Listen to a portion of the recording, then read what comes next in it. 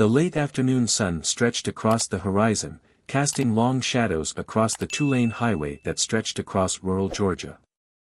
Monica Trenton drummed her fingers on the steering wheel of her black Dodge Charger, her eyes darting between the road and the rearview mirror. A long day in court as a key witness in a federal drug case had left her wanting more than to get home. But something was wrong. A black and white patrol car had been following her for 5 miles without turning on its lights or siren. She kept a steady 55 miles an hour, the speed limit, and took a slow breath. She'd seen too many small-town cops with big egos and insufficient oversight. Some liked to stop strangers just to show their power. But Monica knew the game. As she'd expected, the red and green lights came on. She sighed, signaled, and pulled over to the side of the gravel road, turning off the engine and keeping both hands on the wheel. She had trained many DEA agents on how to handle situations like this, to stay calm, to stay in control, to give them no reason to escalate. 2 officers approached from either side of the car. One was tall and thin, with sunglasses pushed down on his nose. The other was shorter, stocky, in his early 40s, with a slight bulge in his tan uniform.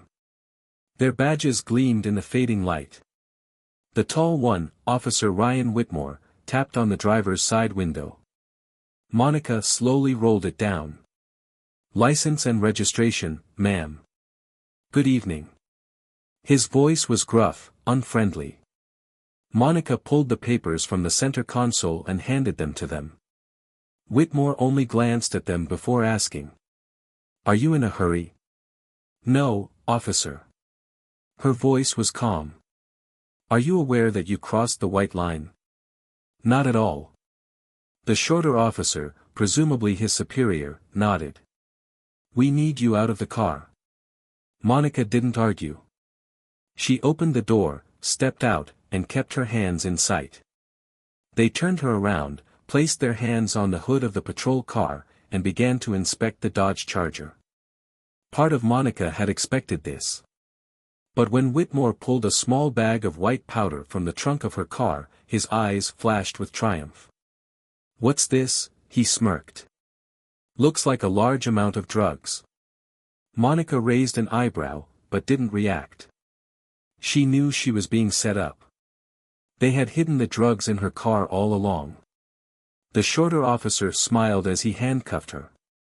"You have the right to remain silent." Whitmore chuckled, as if enjoying the moment. They thought they had trapped an innocent. But there was one thing they didn't know: Monica wasn't a private citizen. She was a DEA agent. And she was about to turn their world upside down. Monica's expression didn't change. Her eyes were calm, almost indifferent as she stared at Whitmore, who stood across from her, his mouth curled in amusement. "Didn't you see that stop sign a few miles away?" His tone was casual, but Monica knew it was just foreplay. There was no stop sign. Her voice was even, unwavering. Whitmore chuckled, stepped out of the patrol car, took a step forward, and gave off a sense of dominance. The escalation had begun. Monica remained relaxed, her hands resting lightly on the wheel, her body unstressed, but her face was unreadable. For some reason, it made them uncomfortable. "We'll discuss it outside the car," Barrett, the second officer, said. His voice was neither high nor low, but there was an unmistakable hardness to it. Monica exhaled slowly, a measured inhale-exhale. She unbuckled her seatbelt, opened the door, and stepped out carefully, her movements precise, without any wasted effort. The door closed behind her with a heavy click. Gravel crunched under her boots as she moved. The feel of hard ground beneath her feet reminded her that she was still in control, of herself, at least. Barrett circled around, his hand on his belt, close to his gun. A gesture that was not too obvious but enough to send the message. Whitmore moved closer, his voice low. "You had drugs in that car." Monica tilted her head, amusement flickering in her eyes. "You didn't." She almost laughed at the absurdity of the accusation. "You're kidding, right?" Neither of them smiled. I'm a federal agent. Her voice was even, sharp, a thin blade cutting through the air. My badge is in. Barrett grabbed her wrist before she could finish. Her fight instincts kicked in, but she held back. Monica yanked her arm away, her eyes sharp. That's assault on a federal officer. Whitmore's smile disappeared. I don't care who you say you are. He glanced at Barrett, then back at her car. A quick move, the radio activated. We have a suspicious vehicle, possibly transporting narcotics. K9 requested. Monica watched them silently. This was no ordinary stop. They were setting her up. Barrett's hand hovered near his taser, an unspoken warning. We won't ask again. Monica's pulse was steady, but she felt her jaw tighten. She could take them both out right now, turn this situation into chaos. Years of combat and survival training had not left her standing there, defeated. But she had to be smart. She had to play their game, now. Slowly, carefully, she reached behind her. The cold steel of the handcuffs bit into her wrists as Barrett clicked them into place. A tight lock, a perfect trap. They pushed her toward the patrol car, her body against the cool metal. Her badge was still in Whitmore's hand. He hadn't even looked at it yet. Whitmore leaned in, his voice low and smug, "Welcome to Wilkins County, honey." But they didn't know who they were dealing with. The back seat of the patrol car was nothing new to Monica. She'd been there many times over the years. But never like this, handcuffed, legs numb, eyes glued to two corrupt officials patting each other on the back, as if they'd just accomplished the greatest feat of their careers. Outside, Whitmore opened her trunk. He whistled softly, turning to Barrett with a smirk. Good, good. Let's see what we have here. Barrett stepped forward, as if he knew exactly what would be there. Shame. She didn't need to look, Monica knew they'd set her up. Drugs, maybe meth or fentanyl, something easy to justify, something heavy enough that she could never shake it off. Whitmore pulled out a vacuum-sealed brick, held it up, and smiled. You said something about being a federal agent? Barrett shook her head, a wry smile on her face. Isn't that funny? Looks like we've got a replacement trafficker. Monica's fingers clenched behind her back. Not out of panic, but out of habit. She knew the game.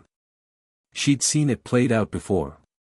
Set a trap, plant evidence, let the system consume the victim. Breathe. Calm down. This wouldn't be the first time she'd been outnumbered. Whitmore walked slowly toward the car, her arm on the window frame, looking down at her through the glass. Now, you sure have a badge. But I've never heard of a DEA agent running kilos through my district. Right, Cole? Barrett chuckled. She thought a fake badge would save her. Monica curled her lip, her voice low and husky. Read the badge, you fucking genius. Whitmore sneered. I read it. It doesn't matter if it's real or not. Because guess what? In the next 24 hours, that badge won't mean anything. She tilted her head, her eyes sharp. Oh, yeah. Whitmore smirked, his eyes flashing coldly. Once we get this book, once your face is all over the news, no one cares who you call yourself. You're just another criminal. And in this town, honey, you can't win. Monica felt her stomach tighten. Not with fear. But with anger. Did they really think they could bury her? That no one would come looking for her? That she was just another face, another victim in the silent, forgotten files? She smiled. A faint smile, but enough to make Whitmore pause. You think this is funny? He snapped, impatience laced in his voice. Monica tilted her head, her voice calm but sharp as a knife. I think you're an idiot. Whitmore's expression cracked. A flicker of doubt crossed his eyes before he could hide it. But before he could respond, Barrett yanked the door open. Enough. Get her out. The cuffs tightened on Monica's wrists as they dragged her out of the car. The parking lot outside the Wilkins County Sheriff's Office was nearly empty, save for a few patrol cars. The building was small and shabby, the kind of place where things get swallowed up, disappearing without a trace. Paperwork. People. Unsolved cases. Whitmore pushed her forward. Let's go in. The air smelled of burnt coffee and cheap aftershave. A grizzled sergeant glanced up, barely looking surprised. Who's this trafficker? Barrett said, tossing Monica's badge onto the counter. The sergeant picked it up, squinting. Ha! Fake DE. A certificate? Book her now, Whitmore interrupted, his tone shrugging off any objections. The sergeant sighed, clearly bored. Fine, take her to jail. Whitmore took Monica's elbow and led her down a long hallway of cold cells. The concrete walls were gray, cold, and unforgiving. He leaned in close, his voice low but loud enough for her to hear. This is where you start to think about how much you screwed up. Monica didn't blink. I'm not the one who screwed up. Whitmore grinned, but something in that grin had changed. We'll see about that. The cell door slammed shut, a heavy clang that echoed in the cold air. The cell door slammed shut, the sound echoing like a cold exclamation point. Monica sat in the metal chair, her shoulders rolling slightly, feeling the tension in her muscles loosen. She wasn't worried about getting out, it was inevitable. The only thing on her mind was how to make them pay. But first, she needed them to dig their own graves, a little deeper. The air was thick with a mixture of smells, sweat, rust, and bad decisions. The walls were gray concrete, the traces of time etched into every little crack. Monica had seen places like this before, but never on the other side of bars. She took a breath, her eyes scanning the room. In a dark corner, a young black man in his 20s sat on the floor, knees drawn up to his chest, his head leaning against the wall. His eyes, though tired, were wary as they passed her. You know something, right? He asked, his voice low. Monica smiled, a smile that didn't reach her eyes. Something like that. He nodded, touched the bruise on his cheek, and winced. Let me guess. Whitmore and Barrett. Monica didn't answer. She didn't need to. He laughed, but there was no humor in it. Yeah. They caught me, too. Monica tilted her head, as if considering something. For what? He sighed, shook his head. I was driving and my taillights went out. They pulled me over, and all of a sudden, I had some suspicious cash in my pocket. He chuckled. I worked in a fucking warehouse, saved up for months. But when I got here, it was gone. Monica felt her jaw tighten. A simmering anger welled up in her chest. So this is their routine, she muttered. Whitmore and Barrett aren't just dirty. They're predators. They prey on people they know can't fight back. The young man swallowed. I've been here 3 days. No phone calls, no lawyer. My mother doesn't even know where I am. 3 days. Monica's pulse quickened. She knew what that meant. 3 days was enough time for a person to disappear into the system, swallowed up without anyone noticing. She'd waited long enough. Monica stood, feeling the weight of the handcuffs ease off her wrists. She stretched her shoulders, rolled her neck, shook off any remaining tension. Now it was her turn to act. Monica didn't move toward the bars. She stood still, her gaze fixed on the reception desk, where the deputy sheriff was flipping through papers, barely paying attention. But she heard a familiar sound, the heavy footsteps of Whitmore and Barrett approaching. The young man she was locked up with tensed, his fists clenched. Monica glanced at him briefly, then back at Whitmore, who had stopped just outside the bars. He grinned, as if he were certain of his victory. He tapped the metal with his knuckles. How does it feel, honey? Monica looked at him calmly.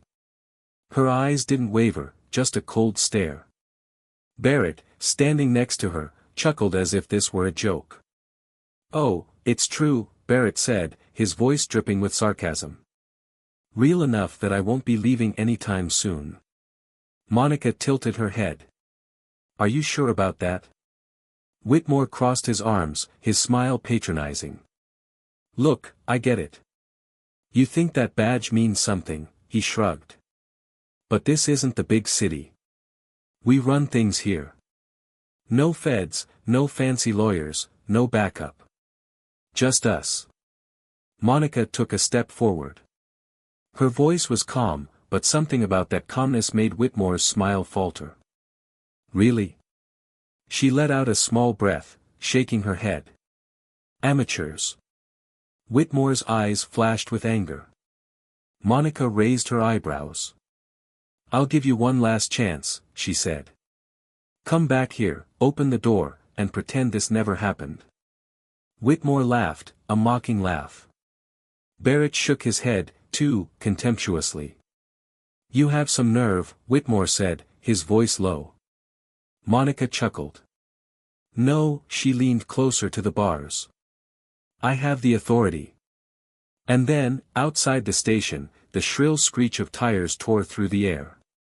A voice came over Whitmore's radio. "Chief, we have federal agents at the front entrance. They're requesting a Monica Trenton." The smile vanished from Whitmore's face. His eyes darkened as he turned to Monica, but she just stood there, relaxed, her arms folded against the bars. Barrett quickly took the radio. "Who called the feds?" Monica didn't answer right away. She smiled slowly, a small but meaningful smile. "I didn't have to."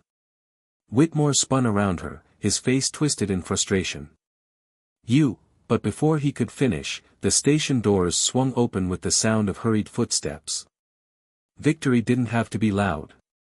It just had to be certain. The front door of the station swung open, and the cold air from outside poured in, carrying with it the smell of steam and metal. Boots clicked loudly on the tile floor, each step purposeful, each breath carrying the heaviness of an approaching storm. Then a voice rang out, clear and sharp, "Where is my agent?" Whitmore and Barrett froze in place, their usual rock-solid confidence wavering. Monica just smiled, but not the smile of a winner, but the smile of someone who had seen through every game. And just like that, the game was over. The metal door to the cell opened with a creak that echoed in the quiet space. Monica stepped forward, rolling her shoulders to release the tension that had been clinging to her body for the past few hours. Standing before her was a tall, dark man in a perfectly tailored suit. Deputy Director Raymond Holt. D1. The man rarely left his office unless it was for serious personal matters. He looked Monica up and down, then his gaze swept over Whitmore and Barrett. His eyes were like blades cutting through space, but his expression was unreadable. Neither officer dared to move. After a moment of suffocating silence, Holt's gaze sharpened. "I said, investigate now." Barrett hesitated. "Sir, she was caught with you. Plant it."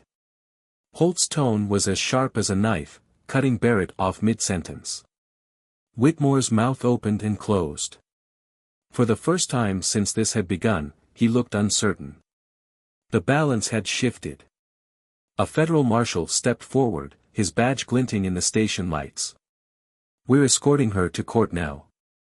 If either of you interfere, I'll add you to your list of charges." Barrett turned red with anger. "What the hell are you talking about?" Holt crossed his arms, his eyes filled with contempt. "Let me be clear. You have illegally detained a federal agent, tampered with evidence, and violated her constitutional rights. You are both facing serious charges. Before the day is over, you will pay." Whitmore clenched her jaw, trying to stay level. This was a mistake. Holt sneered, a cold, sarcastic sound. "I agree. The mistake was thinking you could get away with this." With a metallic clang, Monica's handcuffs were removed. She rubbed her wrists, feeling the red marks on her skin, then slowly looked at Whitmore. Her eyes were calm, but there was a fire burning inside. After a deep breath, she walked past him without another word. But she wasn't done with them. The courtroom smelled of old wood and cold coffee. Monica sat down at the dock, as casually as if it were afternoon tea. She waited, not with anxiety, but with cold purpose. Their game was over, but hers was just beginning. The courtroom was so quiet you could hear a pin drop. The dark wood walls reflected the cold fluorescent lights, casting long shadows across the floor. Whitmore and Barrett sat straight-backed, their faces impassive but their eyes gleaming with smugness. They believed themselves invulnerable. They had seen Monica Trenton walk into this courtroom before, panic, fear, broken. But today, they had no idea that they were pawns in this game. Across the room, two cops sat with their lawyer, a local defense attorney who looked as if he wanted to be anywhere else. The judge, an older man with silver hair and a stern expression, cleared his throat. No one dared to breathe. "Let's begin." The prosecutor adjusted his tie, his voice firm but not without a hint of overconfidence. "Your Honor, the state has charged Ms. Trenton with trafficking in narcotics, possession with intent to distribute, and resisting arrest." Monica sat still, her expression cold, almost indifferent. She let them relax, let them believe for one more second that they were in control. Just 1 second. The judge turned to Monica, his eyes searching. "Ms. Trenton, do you have legal representation?" Monica leaned forward, her voice calm but somehow sharp as a knife. "Your Honor, that is not necessary." A murmur ran through the room. The prosecutor frowned, Whitmore and Barrett glanced at each other, confusion flickering across their faces. The judge nodded. "Very good. How do you plead?" Monica smiled slightly. But instead of answering right away, she reached for the file in front of her, slowly, deliberately, as if her every move was calculated. She pulled out a laminated ID card, stood, and walked toward the bailiff. All eyes followed her every move. The bailiff took the card, brought it to the judge. The room was silent as the judge studied it. His eyebrows raised, his lips pursed slightly. The prosecutor leaned forward, his confusion deepening. "What is that?" The judge set the card down on the table, sighed. Then he looked directly at Whitmore and Barrett. His expression changed dramatically, from stern to cold. "This is a federal insignia." A shockwave swept through the courtroom. Whitmore and Barrett's faces stiffened, their complexions pale. Those who had thought themselves untouchable now sat dumbfounded. Monica kept her voice even, but there was a sharp glint in her eyes, like someone who had turned a chessboard. "Yes, sir. And if the prosecution wishes to proceed with the prosecution of a DEA agent who was framed by 2 corrupt officials, then I will gladly proceed." The prosecutor stammered, his face contorting in a futile attempt to regain control. "Sir, I..." The judge raised his hand, cutting him off. He turned back to the 2 officers sitting rigidly in their chairs. The silence stretched like an invisible knife cutting through the air. The truth had been revealed. And Monica Trenton, the one they had thought was their prey, now stood high above the men who once thought they held absolute power. The tables had turned. The game was up. Whitmore shifted in his chair, his back tense as if an invisible hand were pressing down on it. "Your Honor, we acted on probable cause." Monica smiled, but it wasn't a happy smile. It was sharp as a knife. "Probable cause?" She tilted her head, her eyes hard. "Probable cause for the biting noise?" She paused for a beat, then shook her head slowly. "You have nothing. You pulled me over because you thought you could get away with it." The judge's expression hardened. He turned to the prosecutor, his stern eyes unwavering. "I assume you're going to drop the charges?" The prosecutor looked like he'd swallowed a bitter pill. He nodded, slowly, as if every movement was painful. "Your Honor, my respect." The judge turned back to Monica, his voice clear and unquestionable. "Agent Trenton, you are free to go." Monica did not sit down. She stood, then turned slowly to Whitmore and Barrett, her gaze as cold as steel. "Now, let's talk about what happens to dirty cops. The ones who frame innocent people." But this time, she leaned forward, her voice a deadly whisper, "They won't go away." Whitmore and Barrett sat rigidly, their hands gripping the edges of the table as if the hardwood could keep them from sinking into the abyss.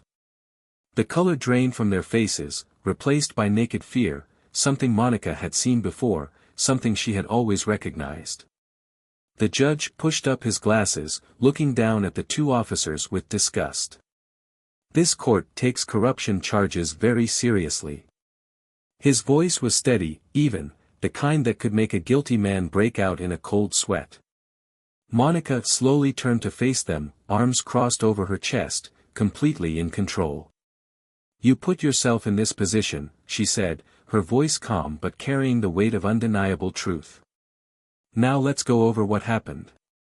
What we're going to do." Whitmore's jaw twitched, but he said nothing. Barrett swallowed, eyes glancing toward the door as if considering whether to run. "You pulled me over, for a non-existent stop sign." Monica took a step forward. "You said I fit a description." She tilted her head, her gaze piercing through them. "Then you hid the drugs in the trunk of my car, thinking no one would find them when you booked me under a false name." She paused, her gaze sweeping over them like a sharp blade. "Did I miss something?" The room fell into absolute silence.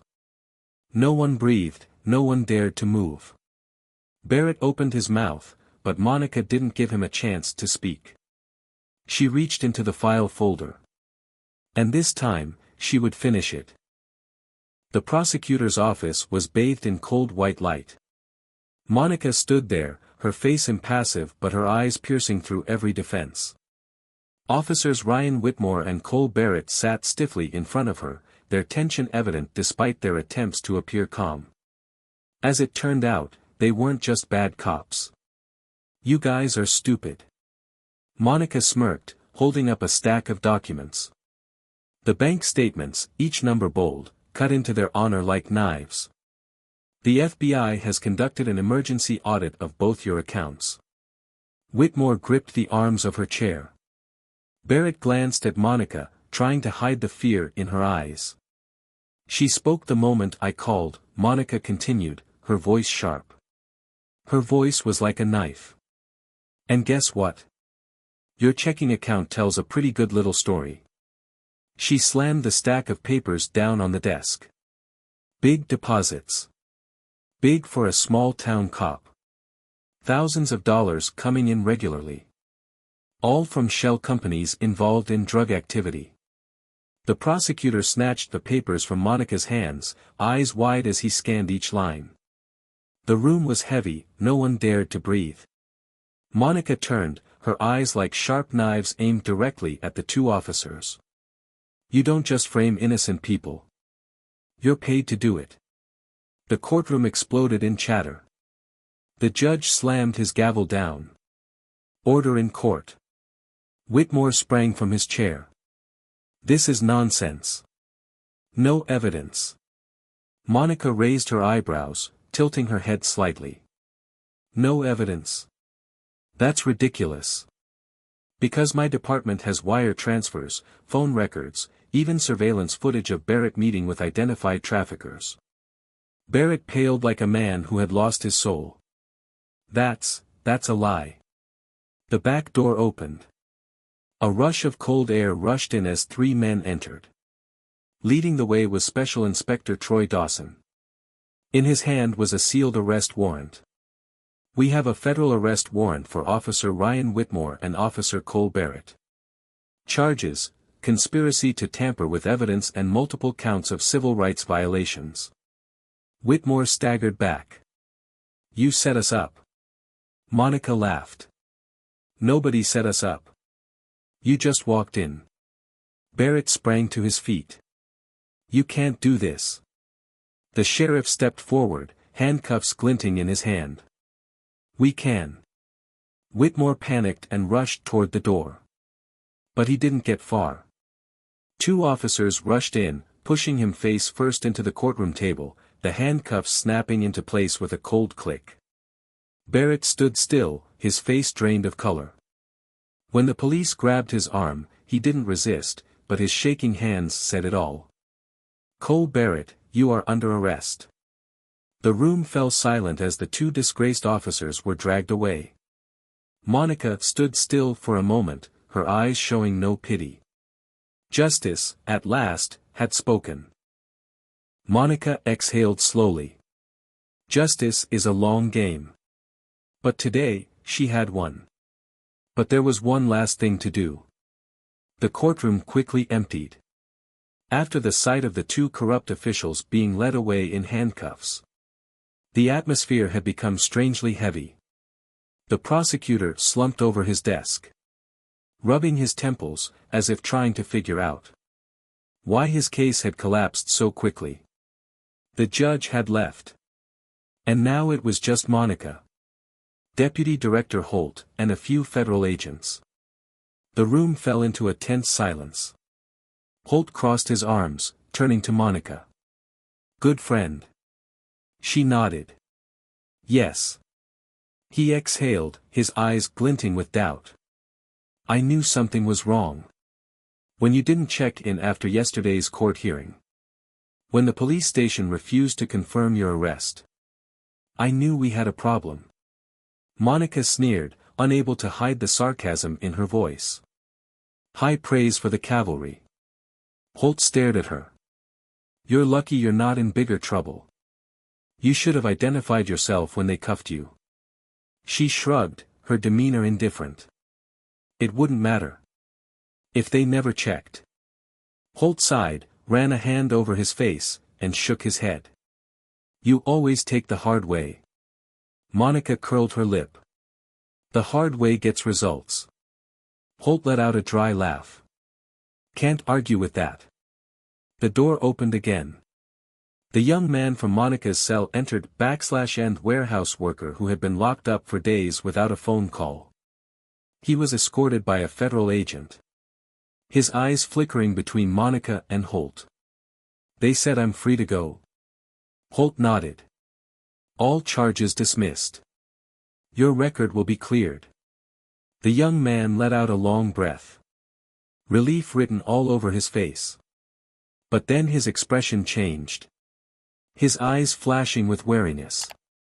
What about them? Monica understood the question. Whitmore and Barrett, she asked. He nodded, waiting. She looked at him, her eyes steady. They're done. He swallowed, then nodded slowly. Good. There was a pause. Then his voice dropped to a whisper. This happens a lot, doesn't it? Monica clenched her jaw. She couldn't lie. Yes. It does. His shoulders tensed, his hands clenched into fists. Without another word, he turned and walked out of the room. Monica watched his back, bitterness rising in her heart. Justice can be a long game. But for some people, it never ends. They lost today. It seemed to take some invisible weight off his shoulders. Holt gave Monica a brief nod before turning away, but then he stopped just short of the threshold. Thank you.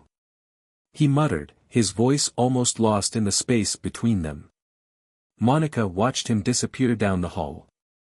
He didn't need to thank her. He should never have been in this situation in the first place. Holt put a hand on her shoulder, a gesture both practical and comforting. Come on, let's get you out of here. But before she could move, a voice spoke up behind her. Agent Trenton. She turned to see the prosecutor standing there, his face pale and strained. He hesitated before letting out a long breath, as if each word was heavy. You're lucky we found out before it got too far. Monica raised her eyebrows, her voice low but razor sharp. I'm not the lucky one today. He blinked as she took a step forward, leaving them only a breath away. You didn't ask any questions when they brought me in. You bought the charges, wrote the papers, signed them, and left me to rot in jail. She tilted her head, her eyes still fixed on him. How many others have you done that to? The prosecutor stiffened. He had no answer. Not looking for answers, huh? Monica chuckled, a sound that was not amused. But you should. His eyes dropped.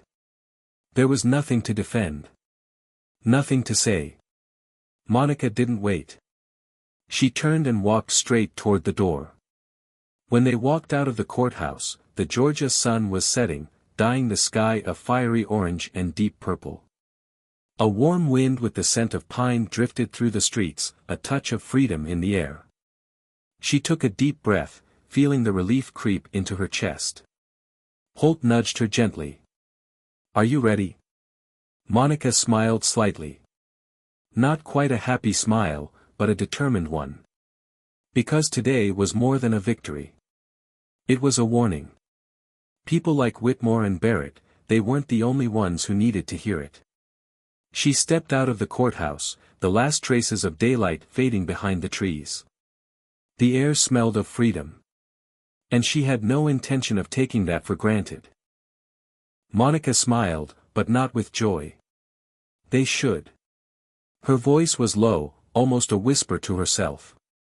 These aren't just two dirty cops. This is a system that's been letting them off the hook for years. She sighed, shaking her head. You know, Holt, she gave a bitter laugh. This isn't going to stop here. Holt looked at her for a moment, then nodded, as if he knew that too. But at least, Monica continued, her gaze cold toward the courthouse steps, we've brought those two down a little bit today. A small group stood nearby, locals who had probably been manipulated by Whitmore and Barrett, who had thought they'd never see these two brought to justice.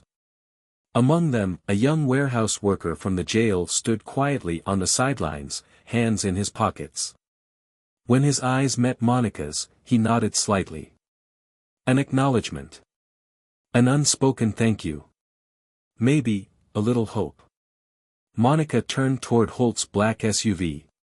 He was waiting, glancing at her with an unreadable expression. So, he said, unlocking the door. What's next? She slid into the passenger seat quietly, stretching her aching wrists. Holt usually chuckled as he started the car, but he didn't today. Monica leaned back, looking toward the courthouse through the rearview mirror. Whitmore and Barrett had been dealt with, but how many others? How many still believed that power could shield them, that the right badge, the right connections, the right system would keep them safe from the consequences? But justice didn't forget anyone. Whitmore and Barrett were nothing special. They are just two more names on a long list of people who thought they could get away with it, until they couldn't. Monica knows this fight isn't over. There will be more who will game the system, more who will think they are untouchable. But with everyone who is brought down, a message is sent. No one is above the law. And for those who think they can, they will soon know the answer. And together, let's continue to expose the truth. English.